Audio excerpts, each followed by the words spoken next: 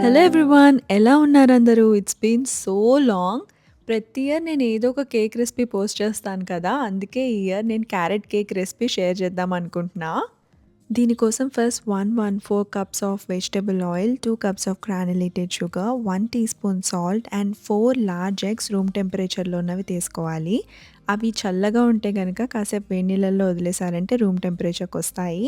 ఇందులోకి half teaspoon ginger powder, 1 ½ teaspoons baking powder, half teaspoon baking soda, 1 tablespoon cinnamon powder and 1/4 teaspoon clove powder వేసుకొని ఇవన్నీ ఒక 10 minutes వరకు timer అన్నా పెట్టుకొని beat చేసుకోవాలి.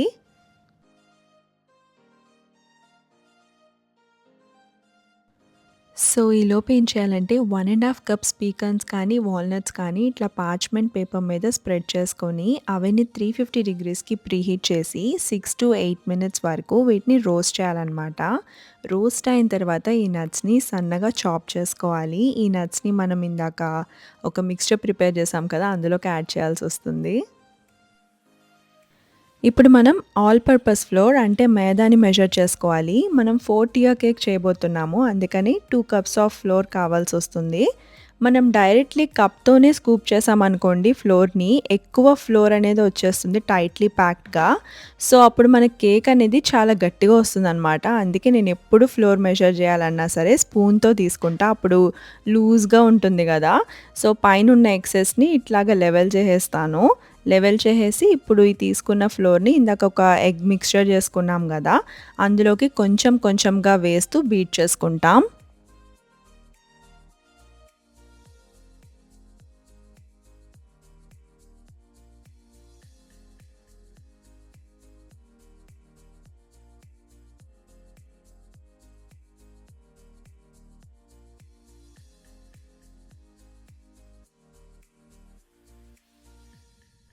ఇంకొక కప్ ఫ్లోర్ కూడా మెజర్ చేసుకొని కొంచెం కొంచెంగా యాడ్ చేసుకొని బీట్ చేసుకోవాలి.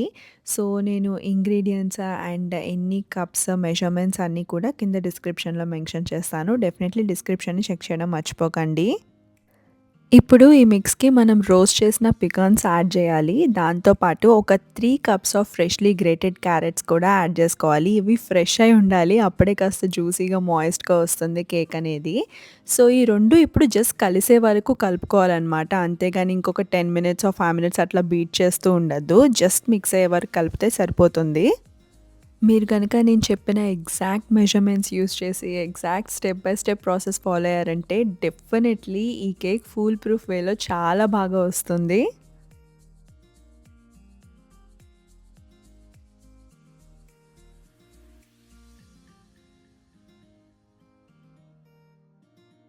40 కేక్ చేస్తున్నా అని చెప్పాను కదా! అందుకని చెప్పి ఇట్లా 2 రౌండ్ టిన్స్ అనేవి తీసుకొని వాటిని గ్రీస్ చేస్తున్నాను ఆయిల్ వేసి. మీరు బటర్ అన్నా యూజ్ చేయొచ్చు. స్టార్టింగ్‌లో మీకు ఒక వెజిటబుల్ ఆయిల్ యూజ్ చేస్తున్నానని చెప్పాను కదా! బేసికల్లీ వెజిటబుల్ ఆయిలే ఎందుకు యూజ్ చేయాలంటే అది న్యూట్రల్ టేస్ట్ ఉంటుంది. మీరు ఆలివ్ తీసుకుంటే వాటికి స్ట్రాంగ్ టేస్ట్ అనేది ఉంటుందనమాట. సో, అందుకే మనం కేక్స్‌లోకి ఎప్పుడన్నా సరే neutral taste oils like vegetable are sunflower oils use చేయాలి. సో, మనం చేసుకున్న కేక్ మిక్స్‌ని రెండిట్లో ఈక్వల్‌గా సర్దేశాను ఈ పాన్స్‌లో. అలా సర్దిన తర్వాత కాస్త అలా ట్యాప్ చేస్తే ఎయిర్ బబుల్స్ ఏమన్నా ఉంటే పాప్ అయితాయన్నమాట. ఇప్పుడు అవెన్‌ని 350 డిగ్రీస్‌కి ప్రీహీట్ చేసుకొని ఒక 35-40 మినిట్స్ బేక్ చేసుకోవాలి కేక్ అనేది. కేక్ బేక్ అయిన తర్వాత వాటిని బయట ఒక 15-20 మినిట్స్ వదిలేయాలి. అప్పుడే కట్ చేయొద్దు. అది చల్లారిన తర్వాతనే కట్ చేయాలి. ఇప్పుడైతే మన క్రీమ్ చీజ్ ఐసింగ్ ఎట్లా చేయాలో చూద్దాము. దీనికోసం 8 టేబుల్ స్పూన్స్ ఆఫ్ బటర్ తీసుకున్నాను అండ్ క్రీమ్ చీజ్ తీసుకుంటున్నా. ఈ 2 కూడా రూమ్ టెంపరేచర్‌లో ఉండాలి. ఇప్పుడు ఇందులోకి 2 teaspoons of pure vanilla extract add చేస్తున్నాను. 1/4 టీ స్పూన్ సాల్ట్. ఇందులోకి ఒక 2 ½ cups of powdered sugar add చేస్తున్నాను.